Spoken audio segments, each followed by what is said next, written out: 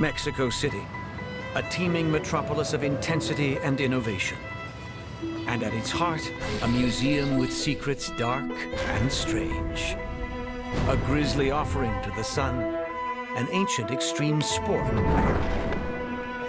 The prophecy of a crystal skull. And a descent into a watery cave of souls.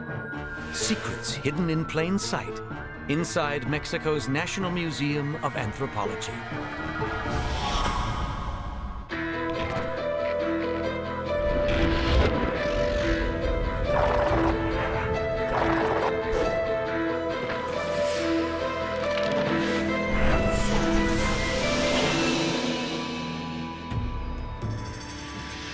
These ancient pyramids are made in Mexico, remnants of cultures both powerful and strange. And today, Mexico City's National Museum of Anthropology is full of what they left behind.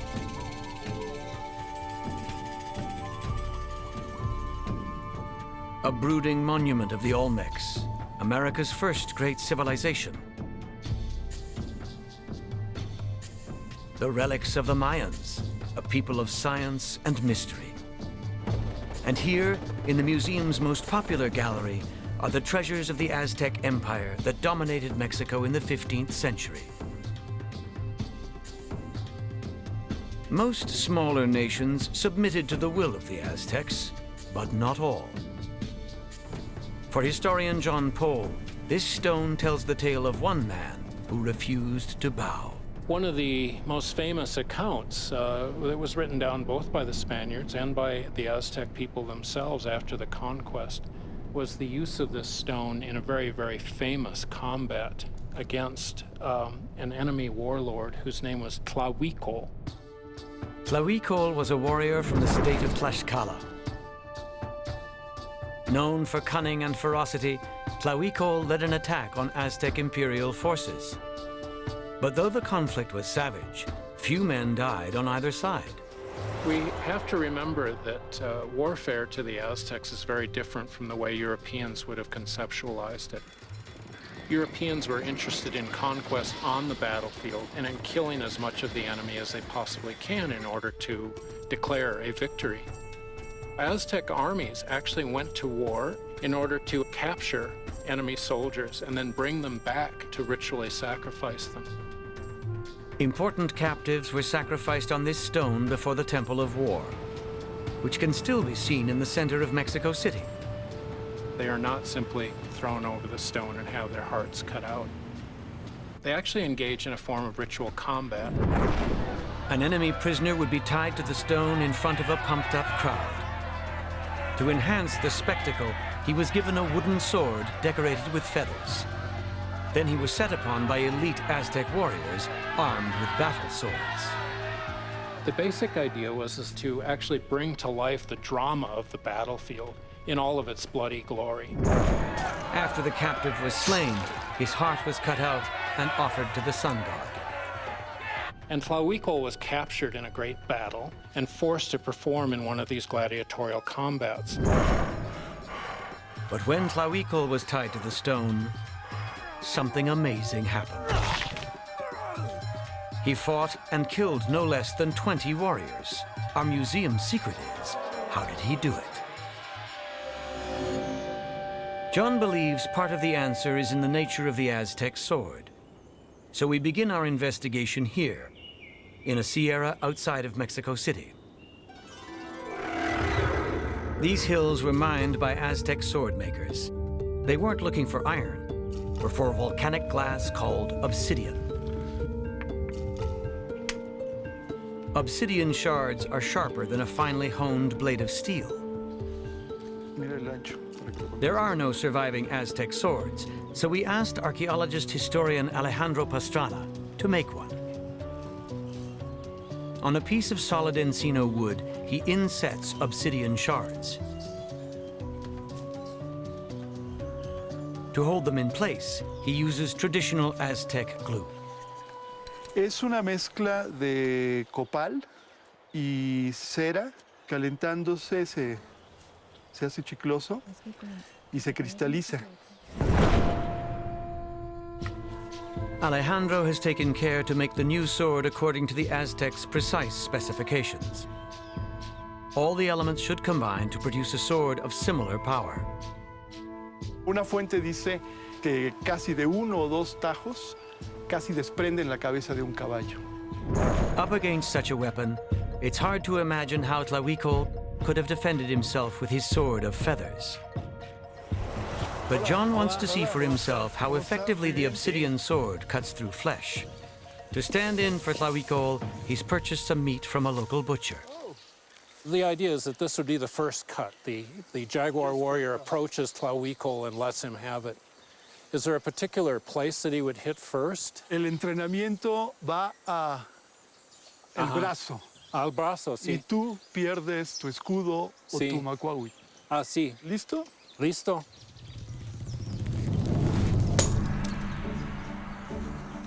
Whoa, man, look at that. Okay. That is incredible. The blades came The off. blades? But not only that, but they stay in the flesh. Yeah. So, man, what painful, right? I mean, La víctima pierde mucha sangre porque Sí. tiene fragmentos clavados adentro. A few missing shards might not eliminate the sword's power, see that but as a second blow is struck, it loses the rest of them. This is not what Alejandro or John expected, and it reveals something new about swordplay in the Aztec world. Ahora puedo visualizar la pelea gladiatorial porque yo pensaba en algo como espadas y muchos golpes. Y no, son uno o dos golpes. Son golpes definitivos. O pierdes tus navajas o cortas al enemigo. Tlahuicol could actually use solid wood even without the blades to absorb the impact and defend himself and actually disarm the enemy. It's something, right, that we'd really see out of a movie like Gladiator. We could imagine almost Tlahuicol as a Tlaxcalan Russell Crowe, right? Fighting for his life, and yet also standing up for his state. Tlaxcala es lo primero. So the secret of defeating 20 Aztec warriors comes down to the fragility of the Aztec sword and the tenacity of a man named Tlahuicol. Eventually, the Aztec emperor ordered the carnage to stop. He put an end to the fight, and he offered Tlahuicol actually a position as a commander in the Aztec army. And Tlahuicol turned it down and said, I would rather be sacrificed in honor of my own nation, the Tlaxcalteca. So in a sense, he sacrifices himself. And in fact, to die in a gladiatorial combat was to be guaranteed that your soul would go to the house of the sun to live there for eternity. He died unbowed on this stone.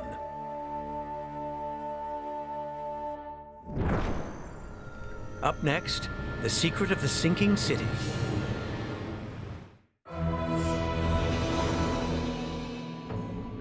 Inside Mexico's National Museum of Anthropology, there's no shortage of stone. Because stone lasts.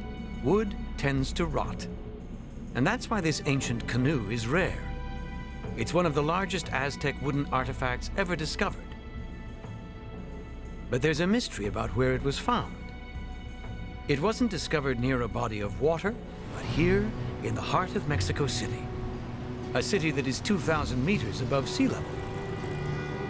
In 1956, contractors digging the foundation for a new expressway unearthed the ancient canoe, perfectly preserved underground.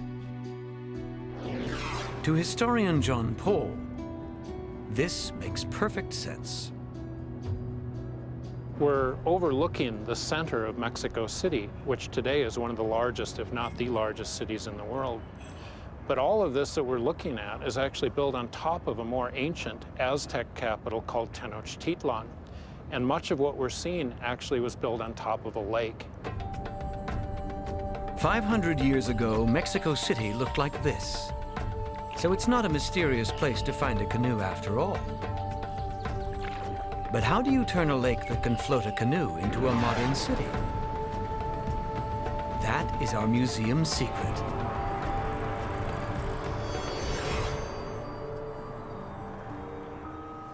A tiny part of the original lake still exists, preserved as a World Heritage Site.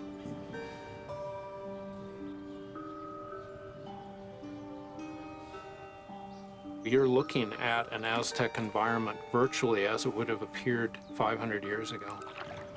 Today, this man paddles a canoe that looks much like the one in the museum. He's a farmer. As part of a farming cooperative, he harvests crops from the water and grows corn on one of several small islands. These islands are called chinampas. To create a chinampa, the farmers first stake out an area in the lake the size of a football field. Then they dredge up the mud from the base of the lake, it's quite shallow here, and to start to create this artificial island. And the Aztecs didn't stop there.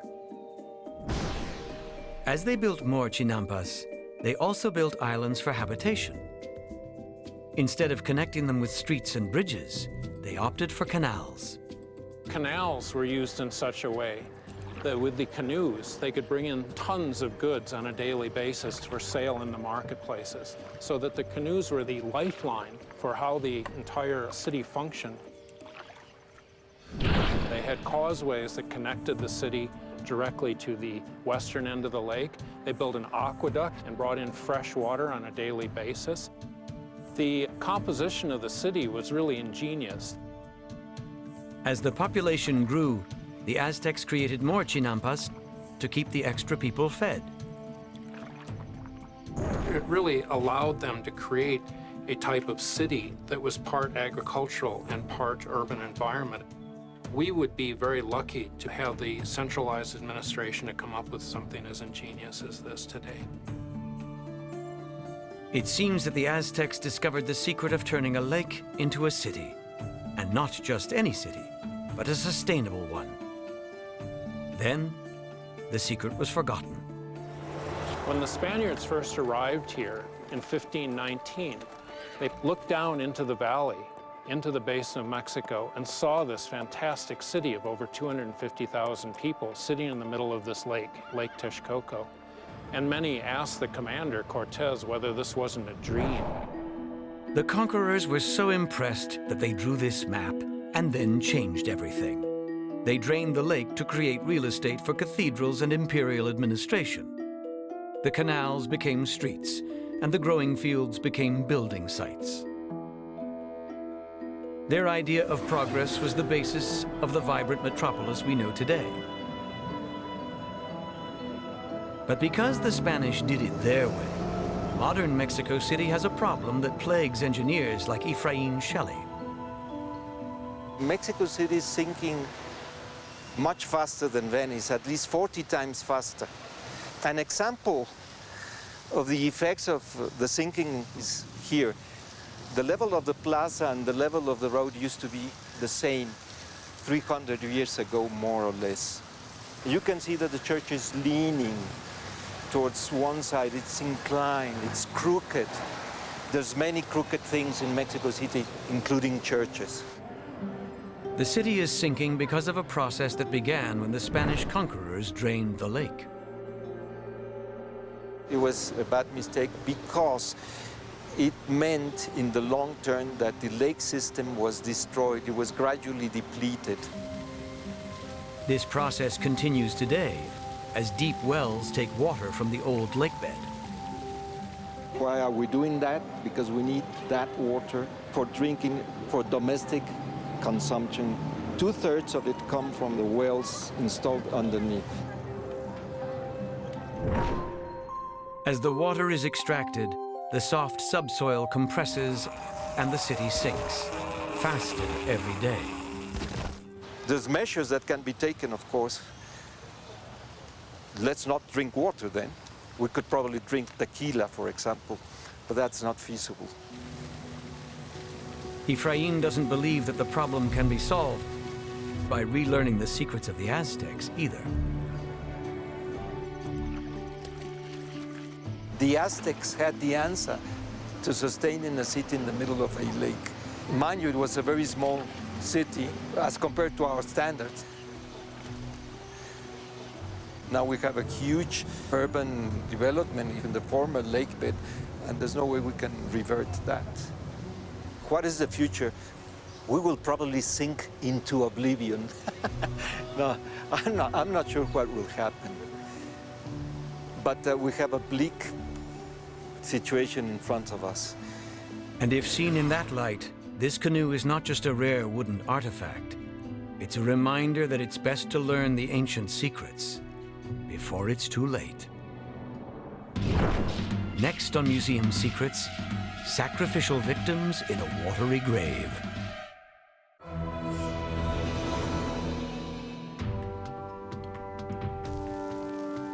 Inside Mexico's National Museum of Anthropology, the first thing you see is this. It's not an historic monument, but a modern one. The cascade of water forms a bridge between ancient Mexicans and ourselves, because the need for water is something all humans share. We only stop needing water when we're dead. While the museum displays a few of the bones of the ancient dead, there are thousands more in a vast storage area beneath the public galleries. Many were collected by early explorers who didn't document their findings as a modern archaeologist would. Today, archaeologist Guillermo de Anda only knows what the bones can tell him. We have found all these cut marks that are indicative of a process of ritual violence. There were flaying, decapitation, disarticulation of limbs. We know that this was not accidents. There's a lot of traits on the bones that indicate that it was a cult. They might have been sacrifices. These bones were discovered in the south of Mexico, near the ancient city of Chichen Itza, in freshwater sinkholes called cenotes. More than 1,000 years ago, the Mayans built the city of Chichen Itza beside this large cenote. But why did human bones end up here? According to the Spanish invaders who conquered Mexico, during times of drought, Mayan priests would perform human sacrifices at the edge of the cenote. The Spaniards leave the impression that a cenote was simply a place the Mayans tossed bodies as ritual offerings to Choc, the god of rain. Guillermo believes there is much more to the cenote and the bones that were found within. But all he has are skulls in a box, with no archaeological context. And as we say in archaeology, the information of the context is sometimes much more important than the bones or the artifacts themselves.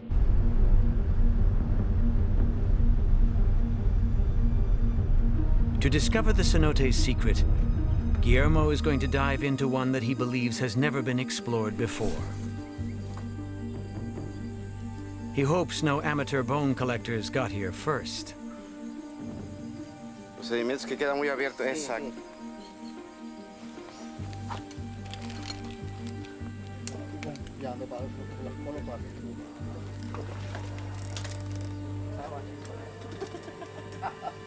The water level in a cenote rises and falls with the changing water table. Currently, it's more than 10 meters down. So far, there's no evidence that anyone else has been here, except for the bats.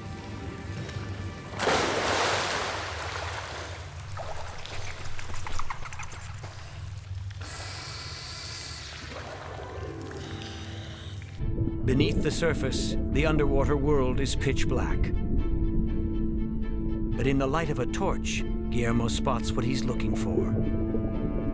One of the skulls has what it looks like blunt force trauma. It's a strong indicator that there's ritual violence and probably some human sacrifice. Guillermo expected that, but he also finds human remains that show no signs of violence. That's a little puzzling. And now that he sees the bones in their original context, he notices something else. So what is very interesting is how this material got there. The disposition that indicates they were probably placed by the ancient Maya. If bodies had been tossed into this cenote, their bones would now be scattered on the bottom.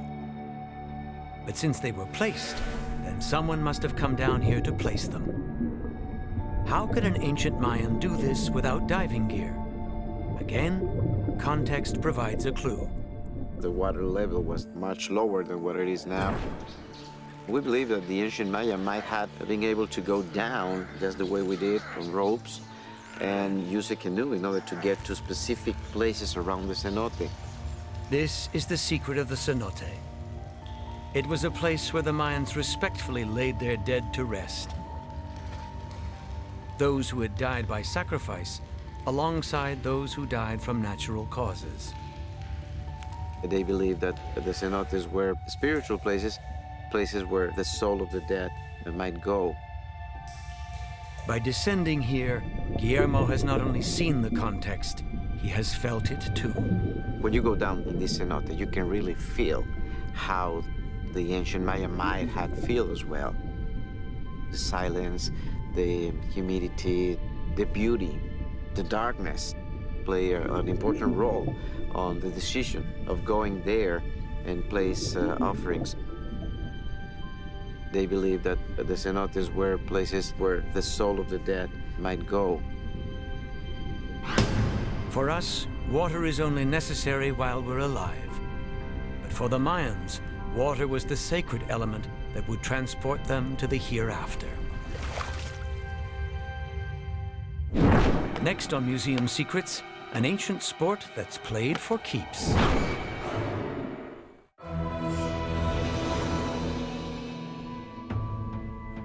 Inside the National Museum of Anthropology is an ancient Mayan artifact that will be of special interest to every sports fan. It shows one of ancient Mexico's most important inventions, the rubber ball. Today, the rubber ball is at the center of the world's favorite game.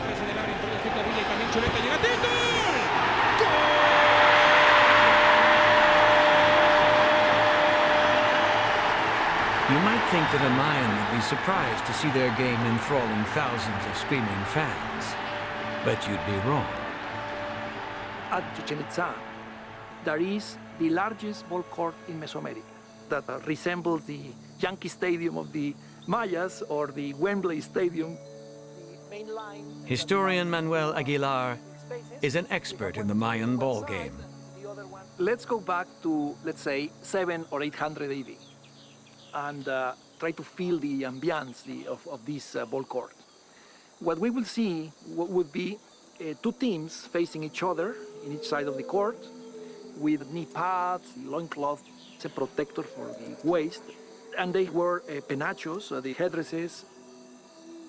Wearing padding that would be familiar to modern athletes, the Mayans played a game called paktapak. Players weren't allowed to contact the ball with hands or feet, but only with their hips. This alone might qualify paktapak as an extreme sport. But one thing about paktapak makes our extreme sports look like tiddlywinks. Where today's stadiums display advertising, some ancient stadiums advertised a deadly post-game ritual. One of the players is decapitating a player, and with this hand is holding the head, and with the other is holding the knife. Losers didn't just hang their heads in shame, they lost them. This frieze shows how the severed heads were displayed. This was a platform where they placed the heads of the sacrificed people in the ball court. It is always attached to the ball court. It is like a set that comes together. And a few of the heads may have ended up somewhere else. Some scholars have proposed the idea that probably they played with actual skulls. That is really difficult to prove because we don't have any archaeological evidence up to this day. Did the Mayans really put skulls inside their rubber balls? Manuel hopes to put this museum's secret to a practical test.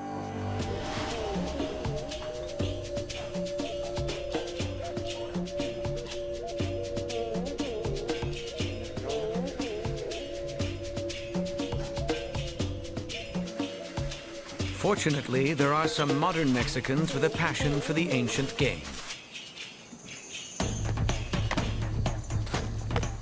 Historians don't know exactly how Poctopoc was played, but these men base their rules on the available research. Their rubber ball has no skull inside, but Manuel plans to change that.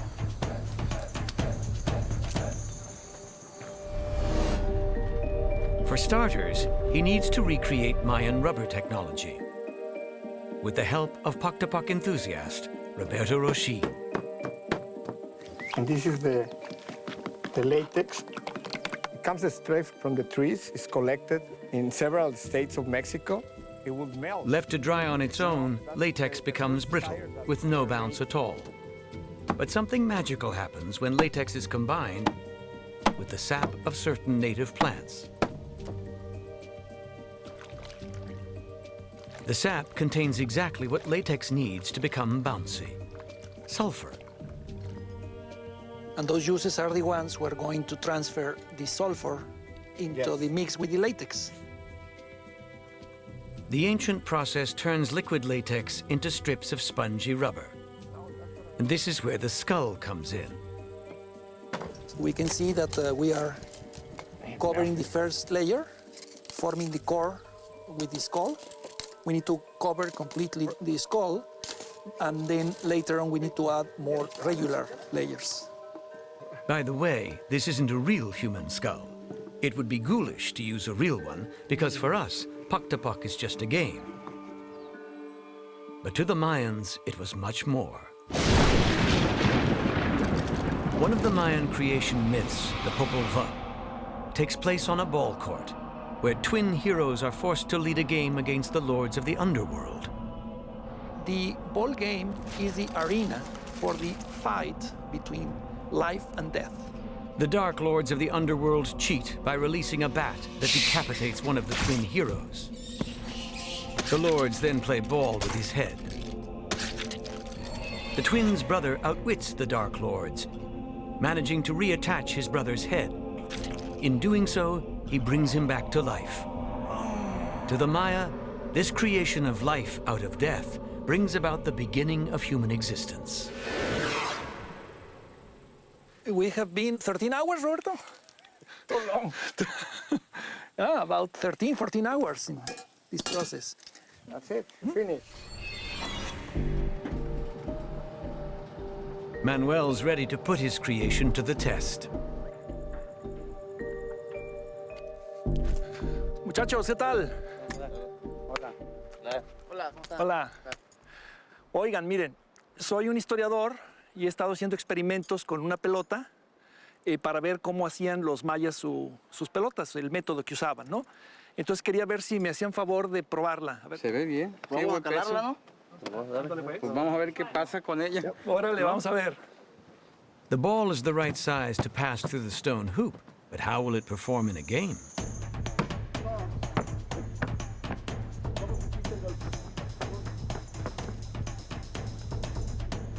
Raro, ¿no?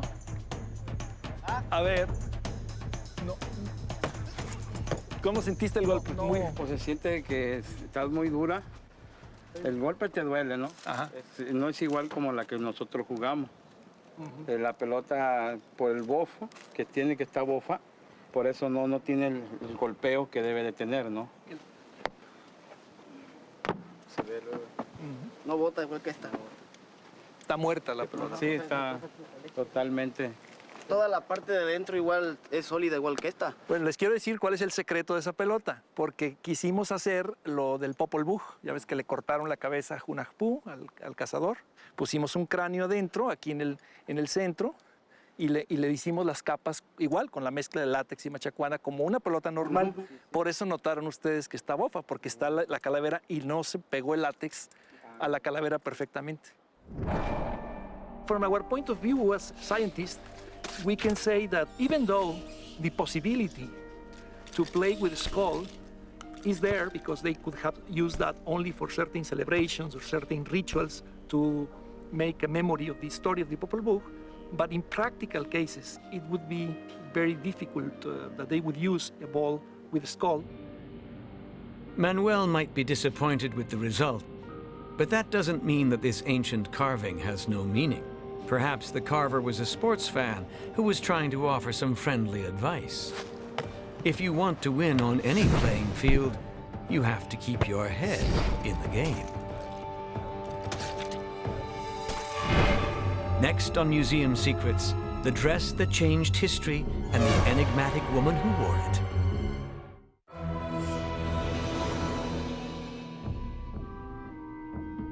Inside the National Museum of Anthropology, a glorious past is written in stone. These treasures are known as pre-Columbian, as in pre-Christopher Columbus.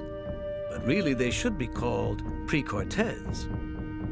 In history books and popular movies, Cortez and his small army get the credit and the blame for the Spanish conquest that defeated the Aztecs and brought a new boss, a new god, and a European strain of smallpox that killed 1 out of every 2 Mexicans. But in the museum's library, museum director Diana Magaloni reveals historic drawings that suggest that Cortez did not act alone. There is a woman at his side. This is a very early depiction of Malinche, and what is amazing of this depiction of the conquest is that she appears in almost every single frame of the story. Who is Malinche? And what is Cortez doing with her? She isn't Spanish, because the dress she wears in these drawings is like this one in the textile gallery, the native costume of a different culture. It is called a huipil. Huipil is a Nahuatl word. The Nahuatl was the language spoken in central Mexico before the arrival of the Europeans, and it's the typical dress of a noble woman. Born in a land south of the Aztec Empire, Malinche was a princess who had the misfortune to be captured by local slavers. When the Spanish landed, she was among several women who were given as a tribute to Cortez. And she was immediately noticed by him because she spoke Maya and spoke Nahuatl, the 2 main languages in this early Mexico, and then quickly learned Spanish. So she was the translator for Hernán Cortés. Malinche soon became much more than that. We could compare her a little bit to what Pocahontas is for the North Americans. In a way, she finds new self in the other through a different relationship, through love and through teaching her culture to the enemy. Until carbon dating placed this huipil in a later century, historians believed it belonged to Malinche because the pattern expresses her cross-cultural relationship. The huipil has a double-headed eagle in its chest, and the King of Spain at the time was a Habsburg, and the symbol for Habsburgs was a double-headed eagle. So it would be Malinche becoming like sort of the indigenous princess of the Habsburgs. Historians now believe Malinche's real dress was simpler, without the trappings of Spanish imperial power. But her dress did have the power to change history. To discover why, we have to travel to Cholula in central Mexico. Today, it's a minor center of trade and tourism.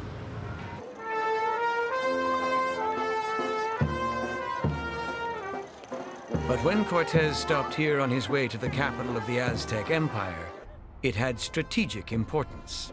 When Cortez arrived in 1519, Cholula was probably the 2nd largest city in central Mexico.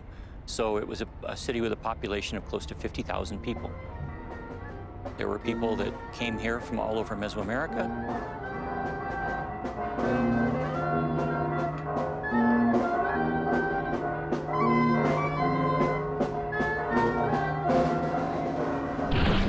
Because of the city's diverse population, Cortez was counting on the people of Cholula to ally with him against the Aztec Empire. But then an elderly woman approached Malinche to warn her of a secret plot to ambush Cortez and his troops. The story is that they're going to be ambushed and attacked, perhaps by an army of 50,000 Aztecs hiding outside of town. In what would become Malinche's defining moment, she chose to reveal the plot to Cortez. He was furious that the locals had failed to warn him. So it's right here in the square, in front of the Pyramid of the Feathered Serpent, that Cortez gathered all the nobles and many of the townspeople, sealed off the exits, and commenced the Cholula massacre.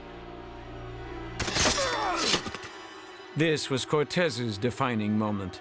From this point on, there would be less talk and much more blood and steel. Before the sun set, several thousand lay dead, men, women, and even children.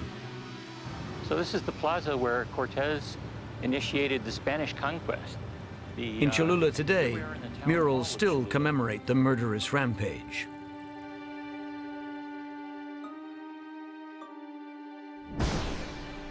And many would say Malinche had blood on her hands. In the 20th century, Malinche was related to traitor. And for instance, when a Mexican likes better foreign people than themselves, it's called Malinchismo. The concept of Malinche turning against her people is a gross simplification of what the complex mosaic of culture was at the time. The Aztecs were one, but Malinche was not a member of the Aztec culture.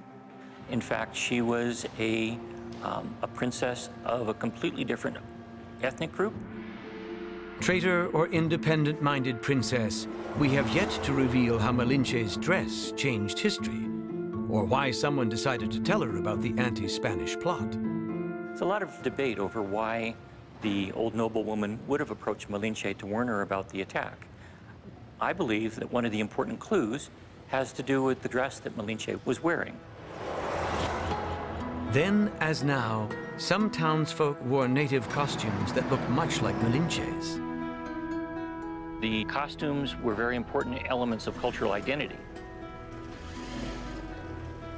It's quite possible that the old woman and Malinche were wearing virtually identical huipiles, indicating that they were of the same community.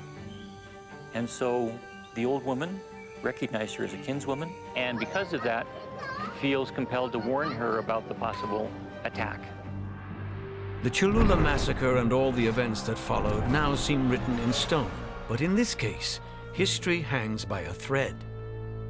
In almost every image of Malinche, she is depicted wearing a different dress. What if Malinche hadn't been wearing her distinctive dress that day? She might have passed by the old woman unnoticed. And if she had, an Aztec ambush may have ended the Spanish conquest before it began. Up next, the secret of the crystal skull.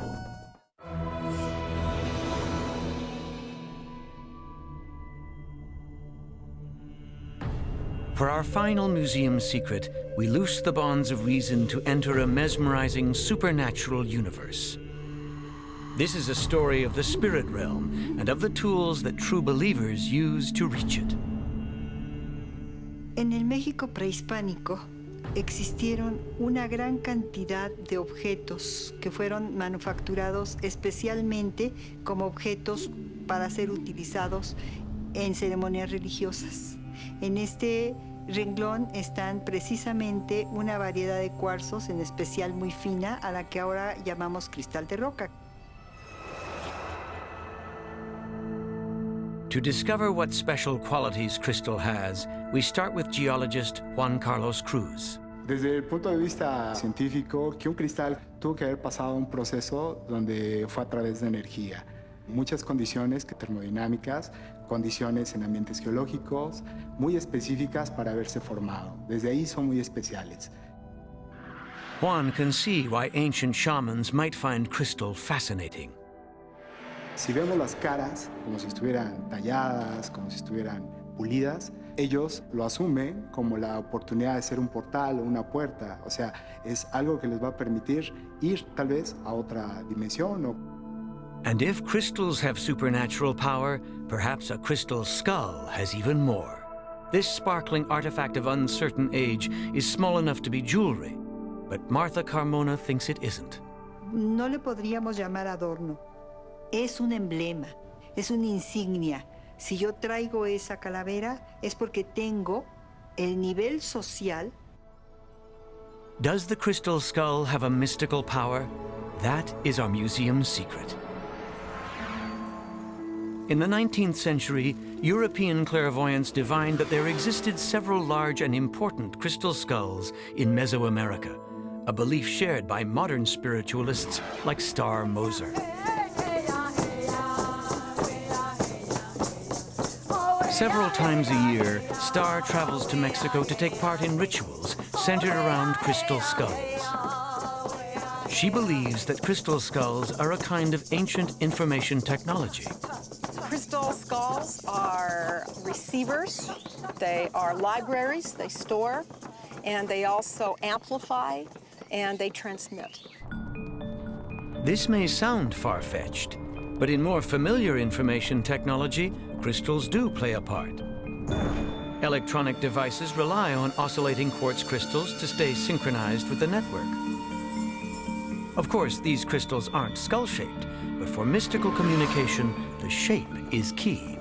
My Mayan teachers have said that when we take a crystal and carve it into the template of a crystal skull, that it then is able to release the energy or the information that's stored inside of it. Star believes all crystal skulls have this power, including the one in the museum. The skull in the Museum of Anthropology holds a lot of knowledge. Martha Carmona agrees that the skull shape is significant. La cabeza es sumamente importante. Es un eje, además. El cuerpo es un eje cósmico que absorbe y que irradia energía. But she doesn't think that ancient shamans used crystal skulls to look into the past. En el México prehispánico, la calavera de cristal es solamente una representación más del dios de la muerte. Martha believes that all skulls had the same significance for the ancients, and to understand it, we should look at skulls like this. The paper skulls you see everywhere in Mexico on the Day of the Dead, a celebration rooted in Aztec culture that is still wildly popular today. La calavera en el México nuestro es un elemento que nos es bastante familiar. Hay un profundo respeto por el Señor de la Muerte. En México, el hecho de tratar a la muerte con ese respeto, pero también con esa cercanía, nos viene de la época prehispánica, donde la muerte solamente es un estadio. Hay una idea de que la vida no termina, sino que es un ciclo. So whether or not a crystal skull can store information about the past, it has the power to convey an age-old secret that explains why ancient Mexicans faced sacrifice without fear and modern Mexicans laugh on the Day of the Dead. Since we must all face death someday, we might as well embrace it. In this museum of extraordinary cultures, for every secret we reveal, far more remain unspoken. Secrets waiting to be discovered in a watery cave, under a sinking city, or hidden in plain sight inside Mexico's National Museum of Anthropology.